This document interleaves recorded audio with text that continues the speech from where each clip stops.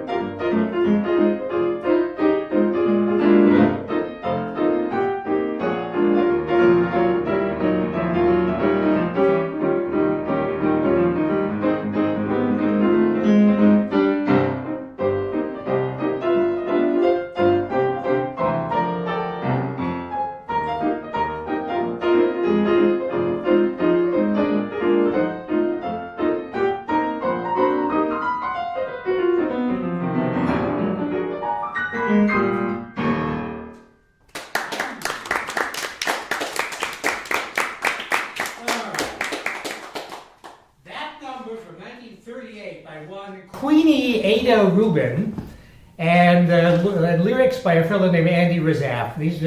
Andy Razaf was arguably the most famous of the black lyricists of Tin Pan Alley in the 1920s, 30s, 40s. This is called Alexander's Back in Town, 1938. But you know, it really stops at a certain point. So the idea being, have you heard the latest news? Better get your dancing shoes. Alexander's back in town. He's the man who thrilled the land with his famous ragtime band. Alexander's back in town. When it comes to syncopation, he alone is king. Here's inside information, ragtime's nothing but swing. Everywhere just like before, soon the crowd is gonna roar. Alexander's back in town. No, really, it would be a wonderful theme song if I did this more than once every 2 months. All right, so anyway, continuing with obscure things, here we have a number by Louis Armstrong. And Louis Armstrong wasn't only writing hot stuff, jazz stuff. Get a load of this one. This one's called Honeymooning in Manhattan.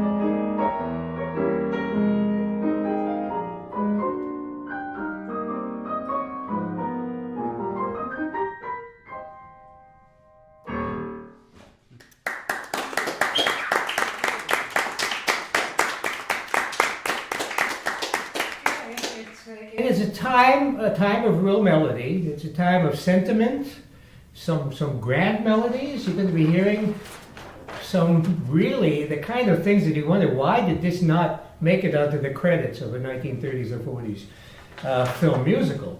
But they weren't necessarily, there was too much competition. And everybody could write a tune. Here's a tune by Harry Woods. Harry Woods is the one who wrote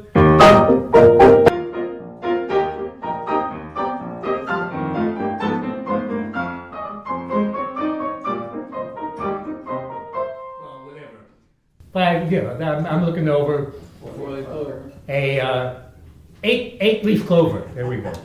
Well, anyway, this is called "Alone Again" by Harry Woods, who was an Englishman. This didn't go anywhere. But really, here's another one of those things that had there been less competition, maybe "Alone Again" would have made it. This is 1935.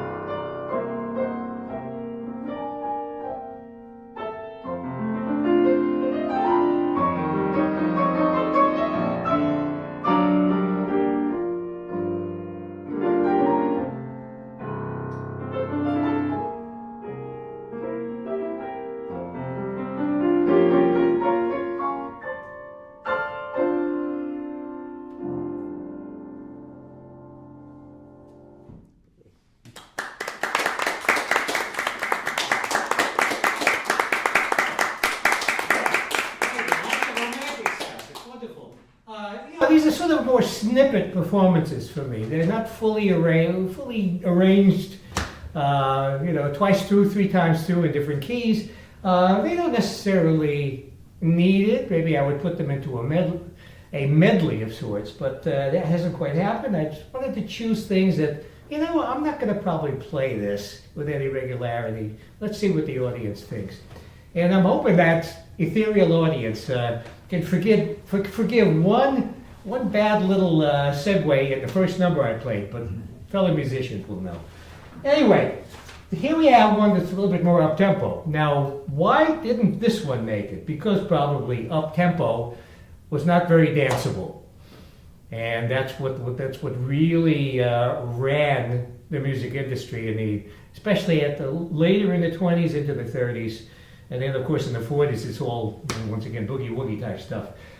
So this one not only had that going against it, it also had a show that was kind of a flop, which was called The Gang's All Here. This is 1931.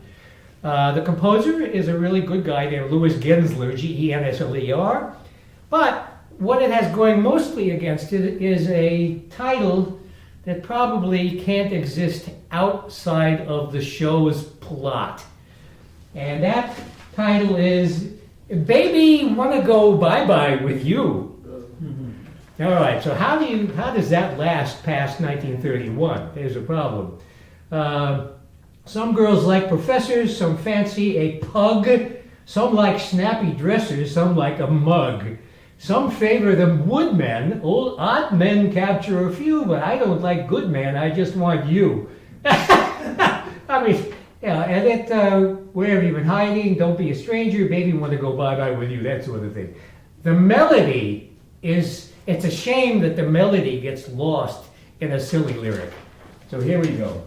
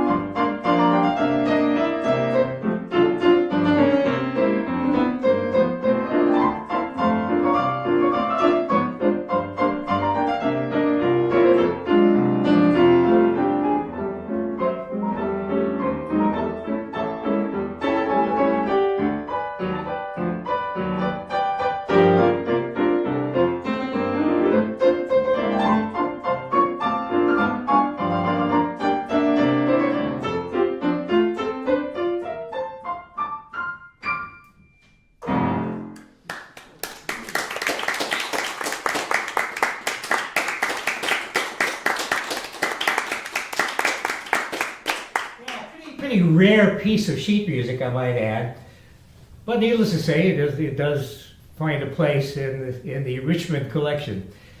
All right, now, how's about a waltz? A waltz by Kay Swift, a friend of George Gershwin, well, one of the amours of George Gershwin, and she wrote a musical called Fine and Dandy. The main theme is the tune that really made it for her. Which of course is escaping every other melody in my head right now. Oh yeah.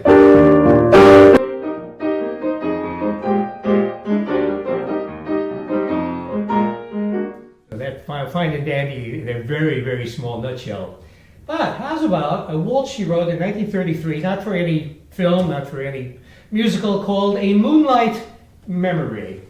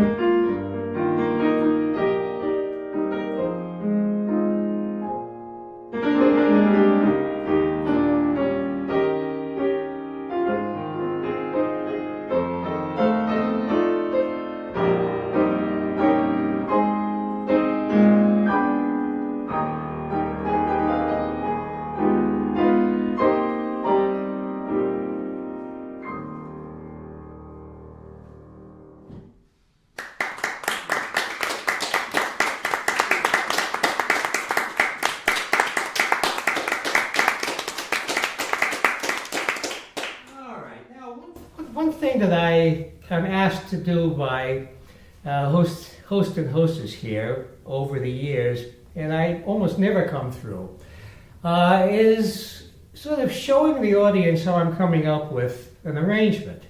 Now, this is one of those cases where I have not read through a particular piece that I was handed before any of you got here. And so it's going to be a mixture of sight reading and coming up with an arrangement almost immediately. And you'll probably get a little bit of a laugh out of the title of it. Now, Bill, do you have that to display? Oh yeah. Take a look on the side of the room here. There is a piece of music, and you notice the name. All right, the name of our hostess, Jacqueline Anderson. Without the Anderson, forgive me, Jackie, but what you gonna do? All right, here, Bill did a little bit of a scan, and I hope I'm drunk enough after about 2.5 glasses of vino to do a good job on this. And it's an intermezzo by one Harry DaCosta, who was something of a prolific guy for, I think, piano solos and songs and this is 1908. I generally don't play anything from 1908, so if 1908 ends up sounding like 1928, I can't help it. Or maybe it won't sound even like that. But I'm looking at what's on the page here. I have not read this. They can attest to this. They don't know what this sounds like either. Let's see if I can get away with this. Lucky, let's see, it starts out in G, it continues in G and it ends in C, and intermezzo moderato tempo, and here we go.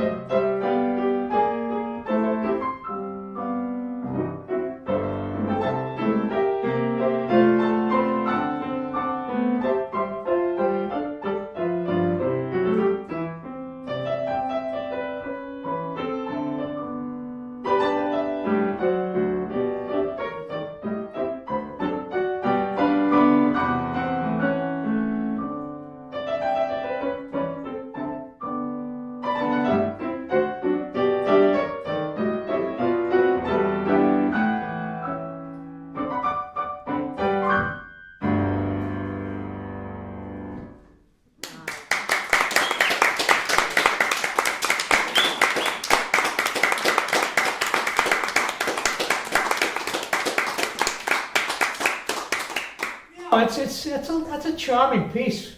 I got to admit, but I'm still going to stick in the 20s and 30s. I'm sorry. But Jackie, keep it around. You know, you need to pick me up after, you know, the daily news. Anyway, that's that 1908 published in where else? New York. All right, continuing. My favorite songwriter is one Vernon Duke. His real name is Vladimir Dukelsky. He met the Gershwins, and I believe it was George, maybe I keep getting the story wrong, but they said, hey, get rid of Vladimir, call yourself Vernon, and get rid of Ski, Vernon Duke instead of Vladimir Dukelsky. And, well, Duke had himself quite a career. On the other hand, so many of the shows he was involved with were flops. He wrote the most exquisite melodies and exquisite harmonies, but he even joked in his autobiography, if you wanted your show to fail, you hired me. So, but here we have something he wrote in 1941 that was published in Havana, of all places. This is called Rio Cristal, Canción Bolero, and different times for Cuba. Yeah, actually, I want to change one little thing for myself here. And, all right, will he make it? Tune in. Yes. Stylistically, nothing different, but I read this stuff better. And forgive me, but let me do a quick change in my ears. This will, 1, 2, 3. Okay, I will now survive. Way better. Here we go. Rio Cristal.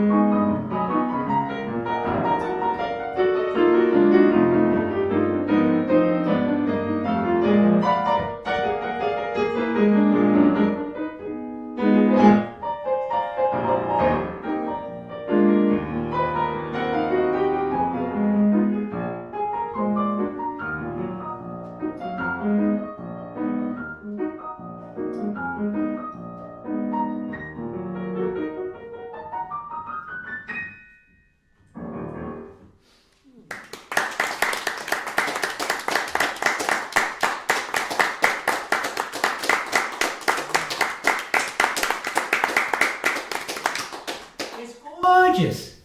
All right, I think I'll do another Vernon Duke right now, just to prove that this is a fave guy. There was a musical in the early 40s called Banjo Eyes. It starred a rather famous guy at the time, Eddie Cantor, and a bunch of tunes that really didn't make it. And this is one even less so. It's unpublished. It's a manuscript I'm reading from.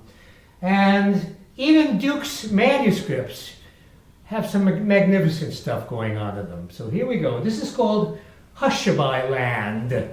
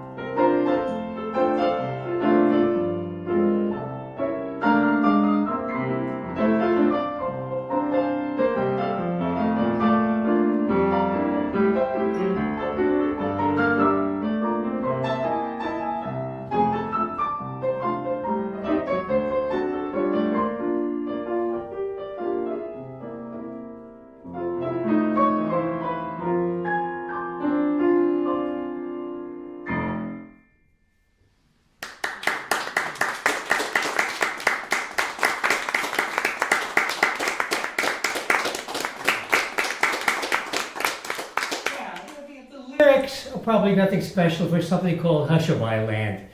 Probably an atmospheric sort of thing, but it never even made it into the show. So, next, this is a rather short sort of number. It's from a movie in 1941 called Time Out for Rhythm. I have a suspicion that the Three Stooges might have been in this one. I didn't do my homework. But not in this scene. This is one of these really delightfully romantic numbers at a sort of moderate tempo. It's called Did Anyone Ever Tell You? And just to give you an example of the lyric, I used to perform regularly with a friend named Rob Patillo, who was a friend of Jackie's over the years, and we did this number. It was the first I had heard it. And the lyric, I've so many questions you could answer, please. If you'd ask them, you'd set my heart at ease. And I ask them cause you're so exquisitive. And my love for you makes me inquisitive. So did anyone ever tell you you're charming? Did anyone ever tell you you're sweet? Did anyone ever tell you, I don't know. You're simply so complete. If anyone ever tells you you're charming, if anyone ever tells you you agree, if anyone ever tells you I'm in love with you, they were only speaking for me. So here is the melody.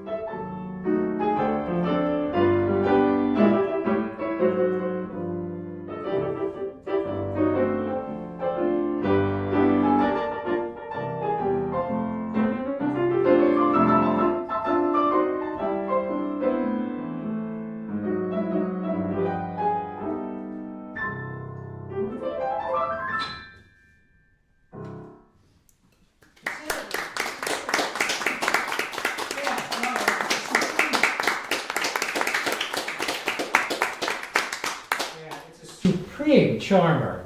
All right, here is the wackiest piece of the show. There was a rather famed group of sisters, the Boswell sisters, who predated the Andrews sisters in the close harmony of a family. They're family women. And this was written for them, but never recorded by them. You can go on YouTube and hear the Boswell sisters doing a lot of other things. But this was written by a fellow named Frank Perkins, who wrote...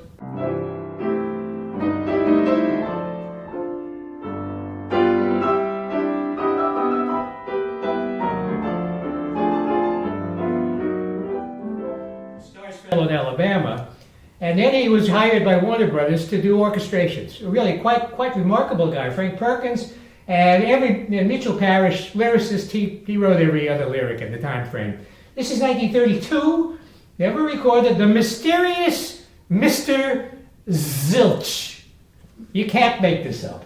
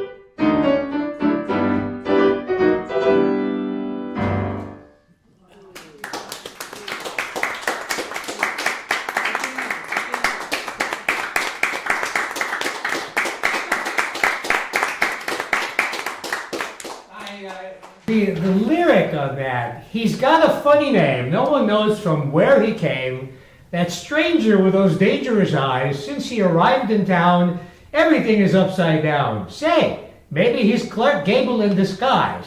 And then the chorus, all the women look at him when he parades down the street. Who? The mysterious Mr. Zilch. He's the guy that all the gals in town are crazy to meet. Who? The mysterious Mr. Zilch. They say he's so nonchalant and easily bored. They say there's a reason why he's loved and adored. All the ladies turn down Lincolns just to ride in his Ford. Who? The mysterious Mr. Zilch. So yeah, they probably couldn't get RCA or whoever they were recording for Victor to agree to them recording that because Victor didn't want something not to sell. All right, here is one of those super grand themes. Why this didn't make it, I don't know. The guy's name, the songwriter's name is Paul McGrain. Almost sounds like migraine, but Paul McGrain. A year earlier, he writes a tune that actually is recorded by Glenn Miller called Jukebox Saturday Night, which sounds like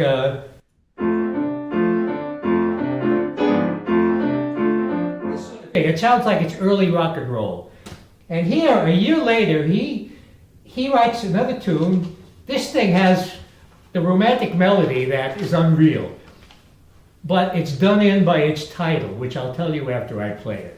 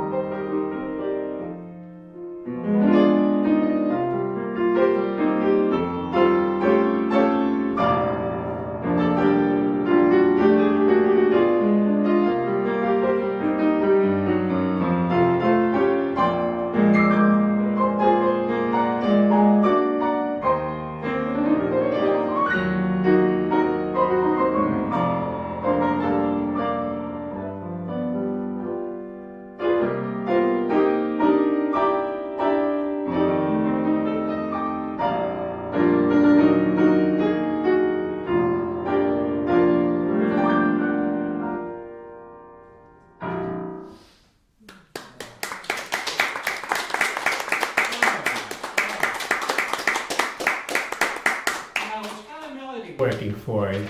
But here is the title, and this is the chorus. I accuse you of being lovable. That's the title. I accuse you of being lovable. How is that going to make it on the hit parade? It's not going to.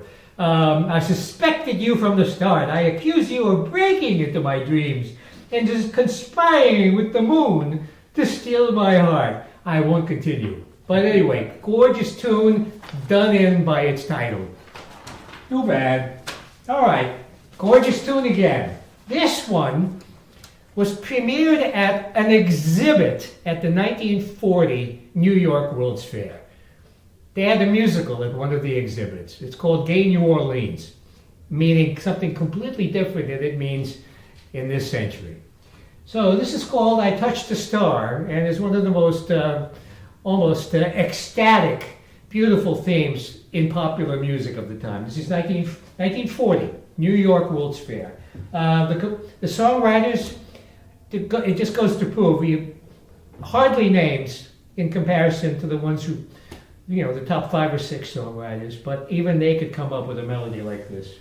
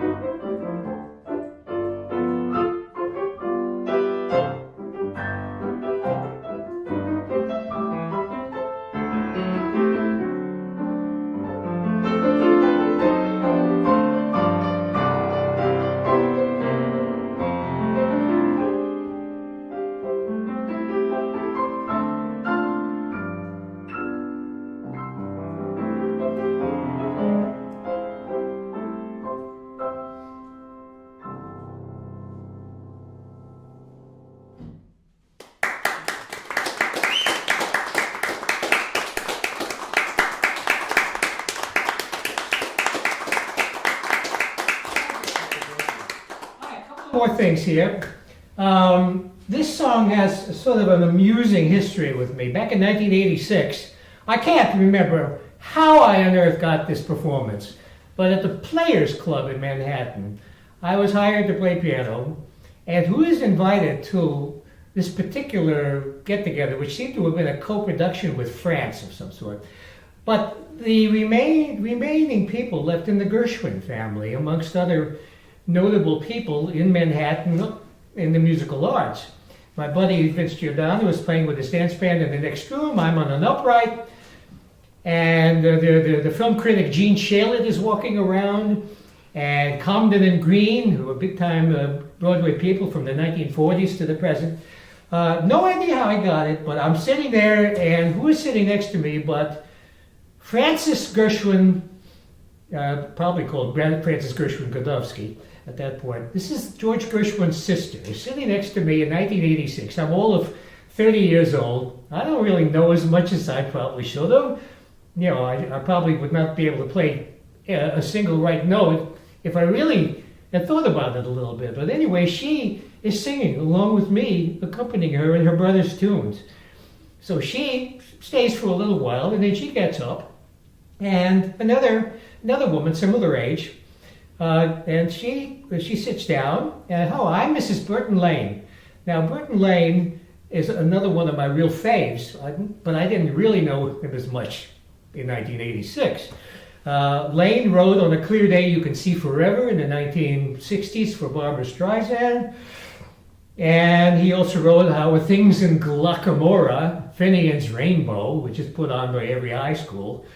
And here, the only song that I knew at that point by Burton Lane was what I'm going to play you. And then the wife, hi, I'm Mrs. Burton Lane. My husband is standing right behind you. And I'm going, you've got to be kidding. So I stopped playing whatever Gershwin I was playing when it was diplomatic, and I played this. And he wrote this 50 years earlier. All right, just keep that in mind. When I'm playing this, the guy standing behind me had written this 50 years earlier. So,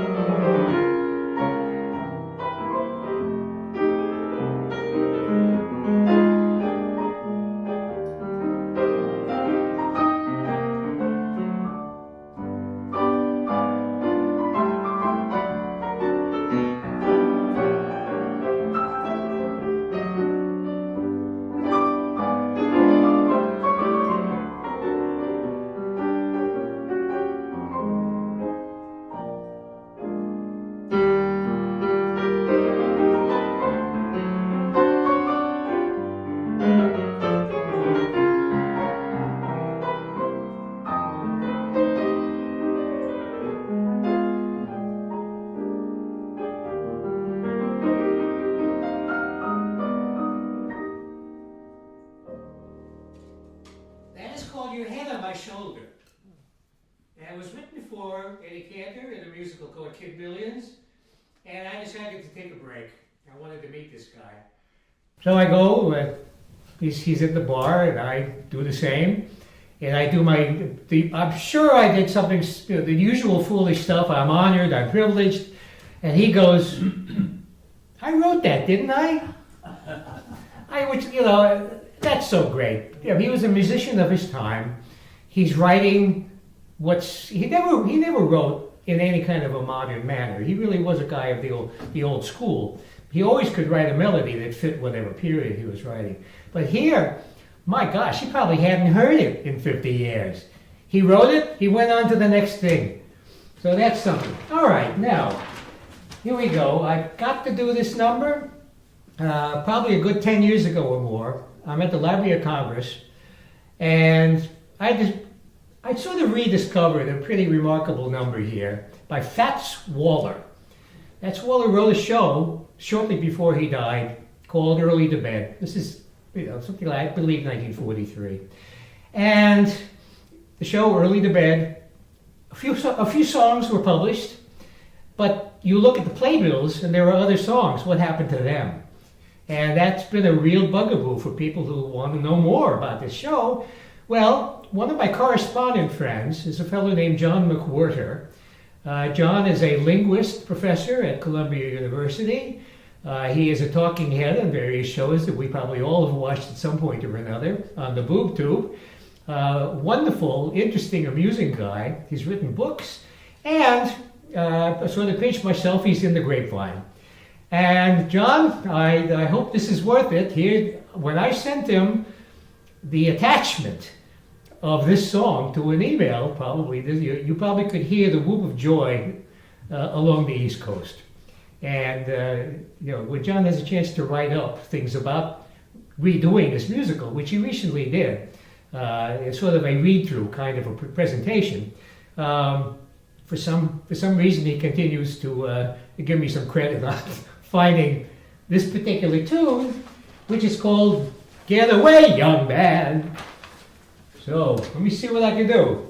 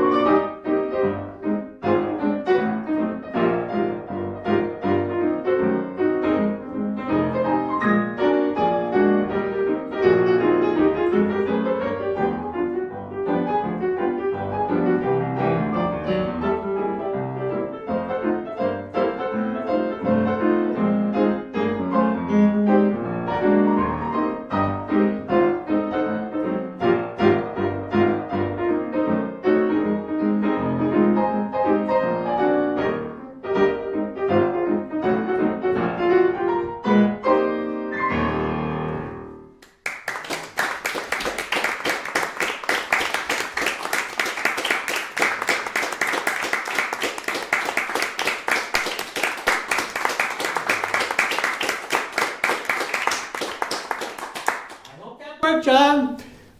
Anyway, let me, before I completely beat a hasty retreat out of Dodge, there's one more thing since I have, I've got 30 seconds. It'll take a minute or two. This is going to be a slow one. This is by Harold Arlen. He wrote it for a Braille Institute in the 1940s. This is a theme for an institute for that purpose. That was set up by Jerome Kern, who was the guy who wrote Showboat. Here, this one is called After All.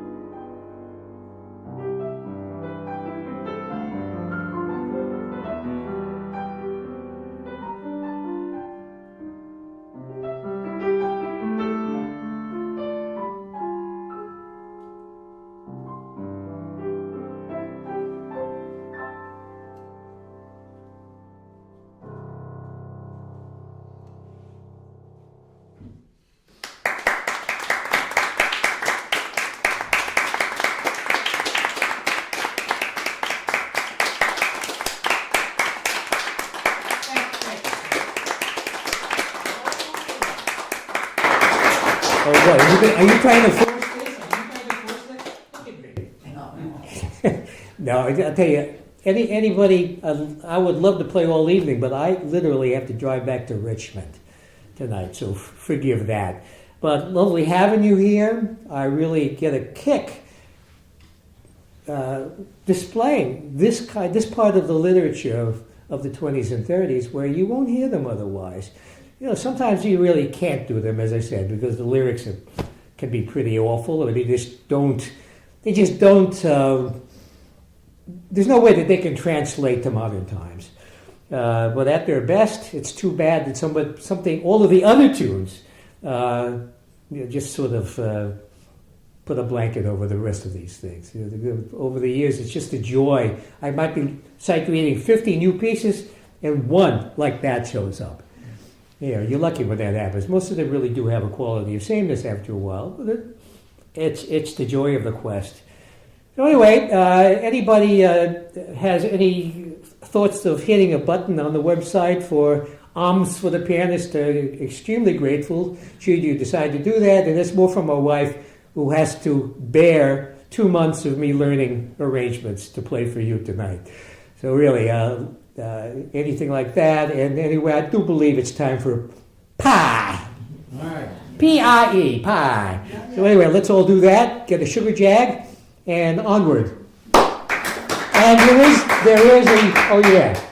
there's this thing called a Zoom session now. Yeah, Bill is really delighted with me. He thought I was about to head for pie. So we will do that. Anyway, you guys do what you need. I hope some of you stick around. I have to have a chair here for a little bit and talk with the crew around the galaxy, the known galaxy, right? Friends on what is it?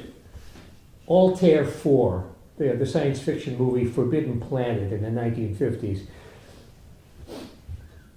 Thank you, George. That's good of you. I got that. Let me get so I can hear it. You changed your hearing aid too, yeah.